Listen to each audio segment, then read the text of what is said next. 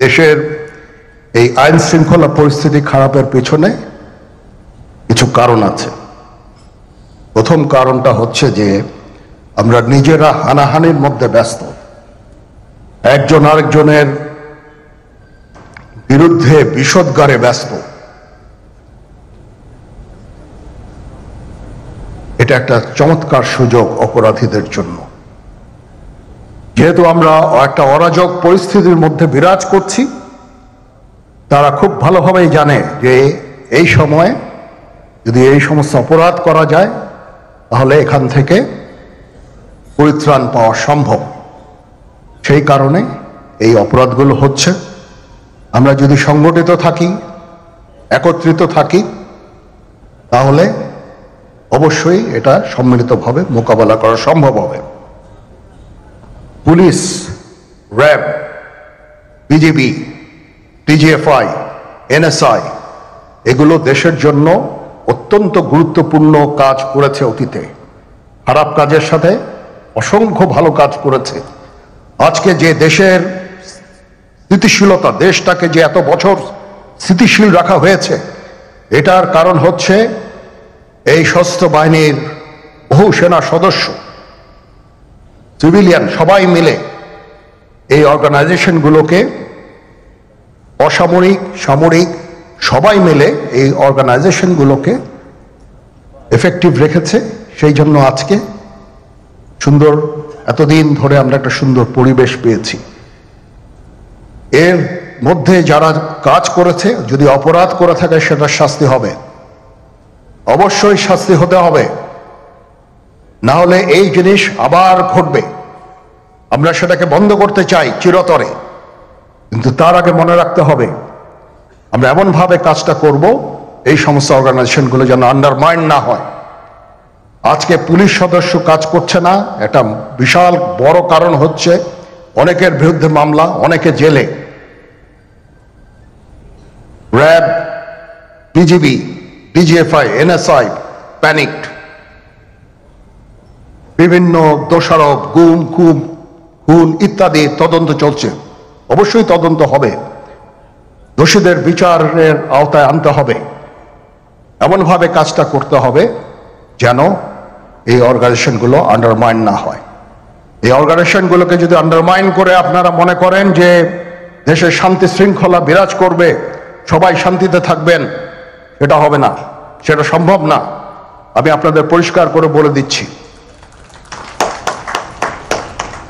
এই দেশের শান্তি শৃঙ্খলা রক্ষার দায়িত্ব খালি সেনাবাহিনীর না। 2 লক্ষ পুলিশ আছে, বিজিবি আছে, র্যাব আছে,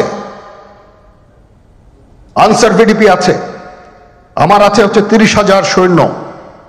এদেরকে আমি এই যে একটা বিরাট ভয়েড, আমি এই 30,000 সৈন্য দিয়ে আমি কিভাবে এটা পূরণ করব? 30,000 থাকে, আবার 30,000 চলে যায় ক্যান্টনমেন্টে, আরো 30,000 আসে। এটা দিয়ে আমরা দিন রাত আমরা চেষ্টা করে যাচ্ছি।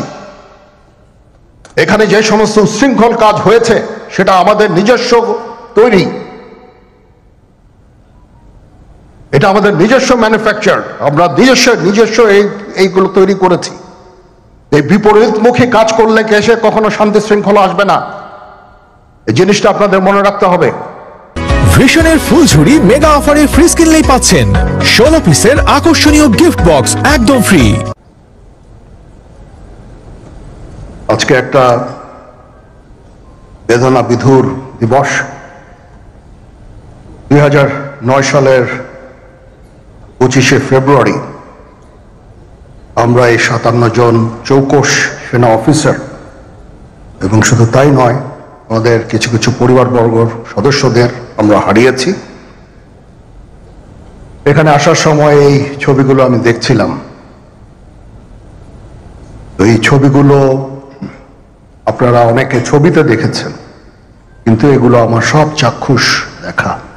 আমি একটা চাক্ষুষ সাক্ষী এই সমস্ত বর্বরতার। একটা জিনিস আমাদের সবসময় মনে রাখতে হবে, এই বর্বরতা কোনো সেনা সদস্য করেনি, সম্পূর্ণটাই তদানীন্তন বিজিবি সদস্য দ্বারা সংঘটিত। Full stop. এখানে কোনো ইফ এবং বাট নাই। এখানে যদি ইফ এবং বাট আনেন, এই যে বিচারিক কার্যক্রম এতদিন ধরে হয়েছে, 16 বছর ধরে 17 বছর ধরে যারা জেলে আছে, যারা কনভিক্টেড, সেই বিচারিক প্রক্রিয়া ব্যাহত হবে। এই জিনিসটা আমাদের খুব পরিষ্কার করে মনে রাখা প্রয়োজন। এই বিচারিক প্রক্রিয়াকে নষ্ট করবেন না। যে সমস্ত সদস্য শাস্তি পেয়েছে তারা শাস্তি পাওয়ার যোগ্য। এখানে কোনো রাজনৈতিক নেতৃবৃন্দ এর মধ্যে উপস্থিত ছিল কিনা, ইনভলভ ছিল কিনা, বাইরের কোনো শক্তি এর মধ্যে ইনভলভ ছিল কিনা, সেটার জন্য কমিশন করা হয়েছে। কমিশনের চেয়ারম্যান এখানে আছেন, উনি এটা বের করবেন এবং আপনাদের জানাবেন।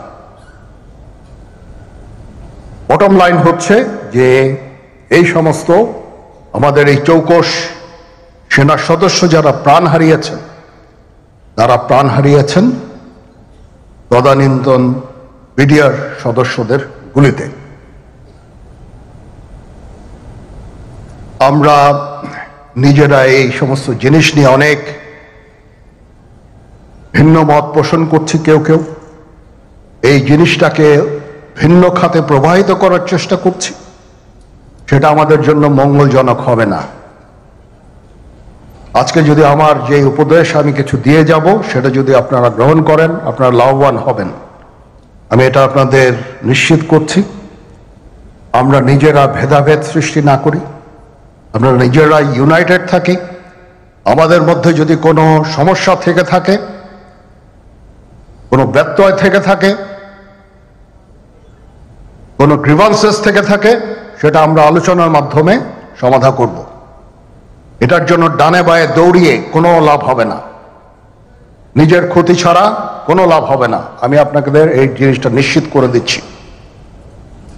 কিছু কিছু সদস্যদের দাবি যে তারা 2009 সাল থেকে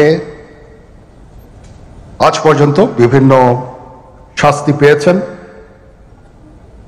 কেউ কেউ দায়ী করছেন যে তারা অযাচিতভাবে শাস্তি পেয়েছেন। সেটার জন্য আমি একটা বোর্ড করে দিয়েছি, একজন লেফটেন্যান্ট জেনারেল সেই বোর্ডের সদস্য। প্রথম ফেজে 51 জন সদস্যর ব্যাপারে আমার কাছে রিকমেন্ডেশন নিয়ে এসেছে। তার রিকমেন্ডেশনের অধিকাংশই আমি গ্রহণ করেছি এবং আরো বেশি আমি দিয়েছি। নেভি এয়ারফোর্সও তাদের এই কার্যক্রম চালিয়ে যাচ্ছে। আমার স্ট্যান্ড পয়েন্ট হচ্ছে, যদি কেউ অপরাধ করে থাকে সেটার জন্য কোনো ছাড় হবে না, বিন্দু মাত্র ছাড় নাই। আমি আপনাদের পরিষ্কার করে দিচ্ছি, it is a discipline force. Discipline ফোর্সকে ডিসিপ্লিন থাকতে দেন। আজকে এই যে দেশের ক্রান্তি লগ্নে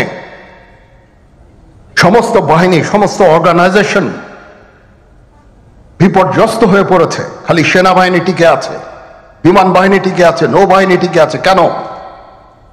বিকজ অফ ডিসিপ্লিন।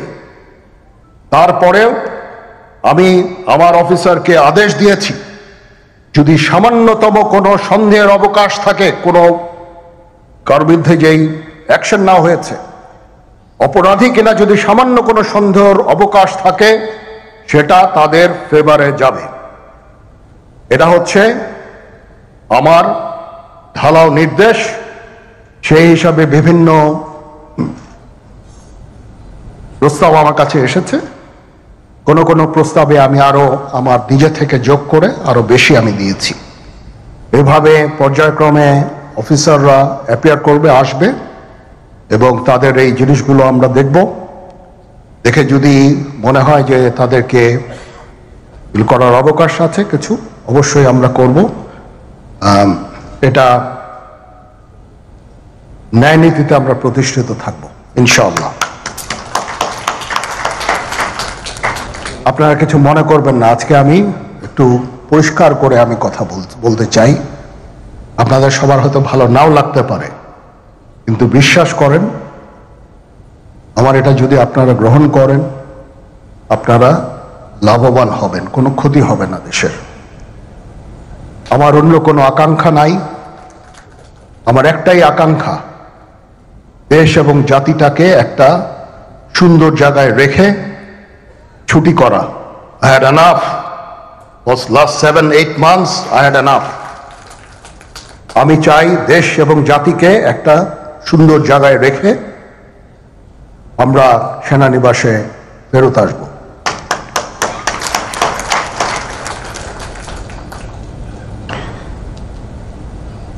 আরেকটা জরুরি বিষয় যেটা আমি ভাবলাম যে আপনাদের সাথে আমি শেয়ার করি। দেশের এই আইন শৃঙ্খলা পরিস্থিতি খারাপের পেছনে কিছু কারণ আছে। প্রথম কারণটা হচ্ছে যে আমরা নিজেরা হানাহানির মধ্যে ব্যস্ত, একজন আরেকজনের বিরুদ্ধে বিষোদ্গারে ব্যস্ত। এটা একটা চমৎকার সুযোগ অপরাধীদের জন্য। যেহেতু আমরা একটা অরাজক পরিস্থিতির মধ্যে বিরাজ করছি, তারা খুব ভালোভাবেই জানে যে এই সময়ে যদি এই সমস্ত অপরাধ করা যায় তাহলে এখান থেকে পরিত্রাণ পাওয়া সম্ভব। সেই কারণে এই অপরাধগুলো হচ্ছে। আমরা যদি সংগঠিত থাকি, একত্রিত থাকি, তাহলে অবশ্যই এটা সম্মিলিতভাবে মোকাবেলা করা সম্ভব হবে। Police, RAB, BGB, TGFI, NSI এগুলো দেশের জন্য অত্যন্ত গুরুত্বপূর্ণ কাজ করেছে অতীতে। খারাপ কাজের সাথে অসংখ্য ভালো কাজ করেছে। আজকে যে দেশের স্থিতিশীলতা, দেশটাকে যে এত বছর স্থিতিশীল রাখা হয়েছে, এটার কারণ হচ্ছে এই সশস্ত্র বাহিনীর বহু সেনা সদস্য, সিভিলিয়ান সবাই মিলে এই অর্গানাইজেশনগুলোকে, অসামরিক, সামরিক সবাই মিলে এই অর্গানাইজেশনগুলোকে এফেক্টিভ রেখেছে। সেই জন্য আজকে সুন্দর, এতদিন ধরে আমরা একটা সুন্দর পরিবেশ পেয়েছি। এর মধ্যে যারা কাজ করেছে, যদি অপরাধ করে থাকে সেটা শাস্তি হবে, অবশ্যই শাস্তি হতে হবে। দেশের বর্তমান অন্তর্বর্তীকালীন সরকার 10 মাসেও জাতীয় নির্বাচনের সুস্পষ্ট তারিখ ঘোষণা করেনি। ফলে রাষ্ট্র এবং রাজনীতিতে এক ধরনের অনিশ্চয়তা সৃষ্টি হয়েছে এবং এই অনিশ্চয়তা সৃষ্টি হওয়ার কারণে আমরা যদি খেয়াল করি, দেশে অর্থনৈতিক কর্মকাণ্ড বলা যায় প্রায় স্থবির হয়ে পড়েছে। জনগণের ভোটে নির্দিষ্ট মেয়াদের একটি স্থিতিশীল সরকার না থাকায় দেশে কাঙ্ক্ষিত বিনিয়োগও হচ্ছে না। আমরা এখানে উপস্থিত প্রায় প্রত্যেকেই গণমাধ্যমে খবরে দেখেছি, ব্যবসায়িক সংগঠনগুলো বলছে নানা কারণে ইতিমধ্যেই শত শত শিল্প কলকারখানা বন্ধ হয়ে গিয়েছে। আরো অনেক কলকারখানা বন্ধ হওয়ার উপক্রম হয়ে পড়ছে। বিভিন্ন সেক্টরে এ ধরনের অস্থিরতা বিরাজ করছে। জনগণ তাদের সমস্যা সম্ভাবনার কথা সরকারের কাছে তুলে ধরার বা বলার কোনো সুযোগ তারা পাচ্ছে না। সম্মানিত সভাপতি, সম্মানিত নেতৃবৃন্দ, অন্তর্বর্তীকালীন সরকারের উপদেষ্টাদের সঙ্গে স্বাভাবিক কারণেই জনগণের কোনোই যোগাযোগ নেই। বিভিন্ন শ্রেণী পেশার মানুষের সমস্যা সম্ভাবনা কিংবা দুঃখ দুর্দশা সম্পর্কে অনেক উপদেষ্টাই ওয়াকেফাল নন। তারা অফিসে বসে ফাইলপত্র দেখে জনগণের সমস্যা চিহ্নিত করে সমাধানের চেষ্টা হয়তো কেউ কেউ করছেন। জনগণের সঙ্গে সরাসরি যোগাযোগ ছাড়া প্রশাসন নির্ভর, ফাইল নির্ভর বা ফাইল ওয়ার্ক দিয়ে সকল সমস্যার সমাধান যদি করা যেতই, তাহলে তো নিশ্চয়ই রাজনৈতিক দল বা রাজনীতির প্রয়োজন হতো না। প্রিয় উপস্থিতি, দেশের জনগণ সরাসরি নিজেদের পছন্দের প্রার্থীকে ভোট দিয়ে একটি জবাবদিহিমূলক সরকার প্রতিষ্ঠিত করতে প্রস্তুত। কিন্তু অন্তর্বর্তীকালীন সরকার মনে হয় জনগণের আকাঙ্ক্ষা উপলব্ধি করতে ব্যর্থ হচ্ছে। গণতন্ত্রের পক্ষের প্রতিটি রাজনৈতিক দলের পক্ষ থেকে লিখিতভাবে অন্তর্বর্তীকালীন সরকারের কাছে সংস্কার প্রস্তাব দেওয়া হয়েছে। এরই ভিতর সংস্কারের ব্যাপারে কিন্তু কোনো রাজনৈতিক দলের তেমন কোনো আপত্তি নেই। তবে সংস্কার নিয়ে সরকারের অযথা সময় ক্ষেপণে আপত্তি অবশ্যই রয়েছে, শুধু রাজনৈতিক দলের নয়, রাজনৈতিক দলগুলোর বাইরেও পত্র পত্রিকার মাধ্যমে আমরা দেখেছি বিভিন্ন সংগঠনও এ ব্যাপারে তাদের আপত্তির কথা জানিয়েছে, এ ব্যাপারে তাদের কনসার্নের কথা জানিয়েছে। এবং এ কারণেই আমরা মনে করি প্রস্তাবিত সংস্কার শেষ করে যদি তাদের ইন্টেনশন সঠিক থাকে, গণতন্ত্রের পক্ষে থাকে, আমরা দাবি করেছি ডিসেম্বরের ভিতরে নির্বাচন দিতে, তবে আমি এটাও মনে করি বিভিন্ন বিষয় বিবেচনা করে সংস্কার প্রস্তাব শেষ করে, যেহেতু কম বেশি সকল বিষয় অধিকাংশ দলগুলোর মধ্যে একমত রয়েছে, ডিসেম্বরের আগেও নির্বাচন করা সম্ভব।